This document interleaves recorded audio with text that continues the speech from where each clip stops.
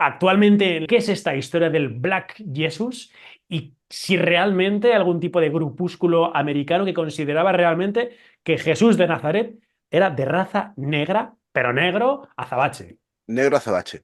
Sí, a ver, esto tiene mucho que ver con una idea que para mí me resulta fascinante y que a la vez está relacionado con este conflicto que te comentaba antes, que ha dado pie a muchas religiones modernas, que es el choque colonial. En este caso no es un choque colonial, o quizás sí, ¿no?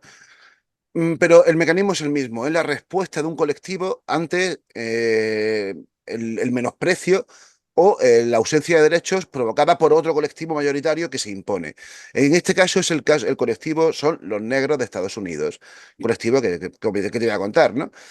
Precisamente en una época en la que empezó a aflorar la lucha por los derechos civiles de los negros de Estados Unidos, ojo, un pequeño Kit Kat. Hablo de negros porque cualquier otro concepto que se use me parece incluso más ofensivo para ellos, ¿no? De hecho, fíjate, hoy en día en el mundo académico existe un concepto muy feo.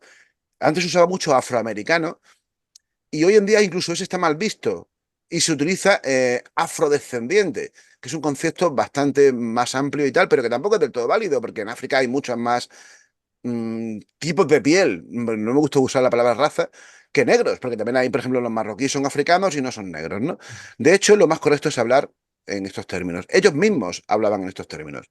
Bueno, pues muchos de los movimientos, de los distintos movimientos civiles que se usaron para luchar por los derechos, utilizaron la religión como factor identitario y también como factor cohesionador. Martin Luther King era un reverendo, precisamente era un reverendo evangélico.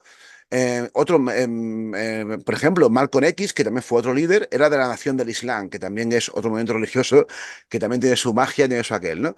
Bueno, pues en ese contexto surgió ese movimiento, lo que tú llamas el Black Jesus, surgió en Nueva York a partir de un señor bastante, ¿cómo diría yo?, bastante locuelo, que se llamaba Albert Giggle, que siguiendo los pasos de un tipo que, si luego hablamos de los Rastafaris, lo volverá a sacar a colación, un tal Marcus Garvey, que era un jamaicano que empezó a defender, fíjate lo que defendía el tipo.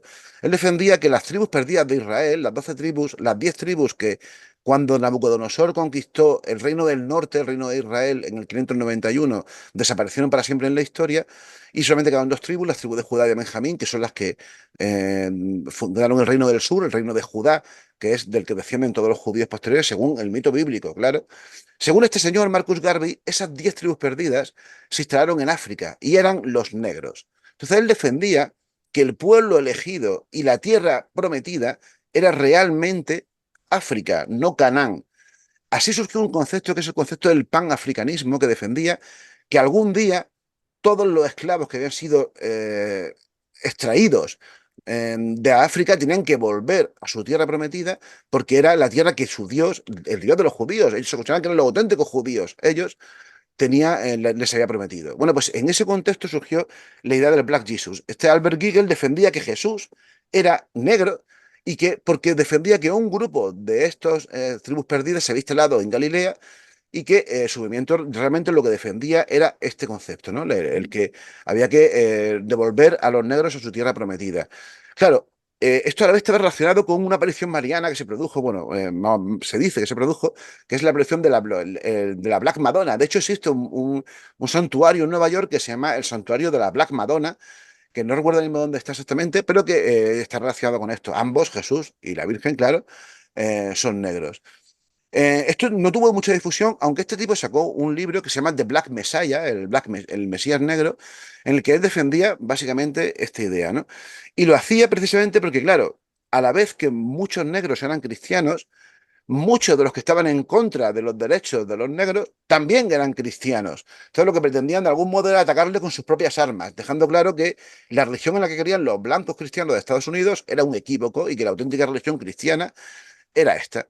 Esto evidentemente es mucho más complicado que todo esto, ¿no? Pero claro, lo que defendía al final es que el comienzo de la tragedia comenzó cuando el cristianismo se desvinculó de su origen real, que era negro, y se unió al Imperio Romano, que era blanco. Y a partir de ahí, pues, se silenció, por supuesto, todo esto. Ojo, en el libro del Black Messiah, que pues, lo tengo por aquí, por cierto, este señor decía, el libro estaba muy mal escrito también, todo se ha dicho, este señor decía no solamente que Jesús era negro, sino y María, claro, sino todos los apóstoles también, y María Magdalena también, todos eran, y Ah, Juan el Bautista también, todos eran negros, ¿no? En fin, tampoco tuvo Pero, mucho recorrido esta pero, idea, sobre pero todo. la historia de Jesús, toda igual, le crucificaron, Claro, resucitó, claro, todo claro, igual, claro. pero Lo que negro. pasa es que le crucificaron por un factor racial, claro. El Ah, motivo de la crucifixión no fue por eso, porque claro, él quería, lo crucificó para silenciar eso. Los otros judíos del sur, que también eran blancos, para justificar que realmente los auténticos judíos no eran ellos, no los negros, ¿no? O sea, había un factor también racial en torno a esto que les servía a ellos como excusa para decir, bueno, esta lucha no ha empezado ahora, sino que ya empezó con Jesús. Ojo, esto nos puede parecer sorprendente. Pero esto forma parte de las contradicciones que muchas veces existen dentro de la gente religiosa, ¿no? ujú. Muchos negros que eran blancos, o sea, que muchos cristianos que eran negros no entendían cómo los blancos que seguían una religión que decía, entre otras cosas, que había que amar al prójimo, tenían a negros como esclavos. Eso era un auténtico disparate. Entonces, claro, es normal que surgiese una reacción de este tipo, ¿no? Bueno, pues en la Alemania nazi, y de eso también lo comento brevemente en el libro, hubo muchos nazis cristianos que no entendían exactamente el papel de Jesús en un mundo en el que se estaba persiguiendo a los judíos. Y surgió también la idea de un Jesús ario. Y hay libros que defienden también esta misma idea, ¿no? Que Jesús fue ario y además contando una historia muy parecida a esta. En vez de la familia de Jesús sería un grupo de macedonios blancos, arios, procedentes también de Centro Europa, que se habían instalado en Tierra Santa en la época de Alejandro Magno, y de ahí descendía Jesús, que por eso era blanco, y por eso, claro, en todas las representaciones artísticas posteriores se le mostraba como blanco, no como judío, ni mucho menos, por supuesto, como negro, como defendía esta gente. Pero, o sea como sea, es verdad que aún existe hoy en día una iglesia basada en este libro, en el Black Messiah de Albert Giegel, que se conoce como Pan African Orthodox Church o algo así, y que está presente en varios estados de Estados Unidos. No deja de ser significativo. Qué curioso. Imagino, y sus representaciones será pues un Jesús negro, de raza negra y Claro, tal, ¿no? claro, claro, claro. Hay una imagen guapísima que además lo pueden buscar quien esté viendo. Si buscan el santuario de la Virgen Negra, que está, te digo, está en Nueva York, hay una imagen guapísima en la que sale una Virgen Negra con un niño con Jesús, un niño Jesús negro en la mano, y es realmente alucinante, ¿no? Pero bueno, sí, sí. Claro, tienen que adaptar todo a este rollo. Claro, hay que tener en cuenta que esto no prosperó demasiado porque frente a ellos estaba el movimiento, sobre todo, de Martin Luther King, también cristiano, que no tiene nada que ver con esto y que era muchísimo más popular y muchísimo más moderado. Claro, está. Bueno, curiosísimo. La verdad es que yo es uno de los capítulos con los que más he disfrutado, ¿no? Porque, bueno, me explotaba la cabeza, ¿no? Porque todos hemos un poco oído hablar, ¿no? De los falasas, ¿no? Los judíos negros, ¿no? Claro, Toda esta zona de Etiopía, ¿no? claro, Que se encauza con la leyenda de la reina de Saba, Salomón, Menelik, etcétera, y que, bueno, ahí sí, tendríamos un hilo donde tirar, pero esto es totalmente diferente. Es otra claro. vía que no tiene nada que ver, ¿no? Y que me ha resultado muy curioso.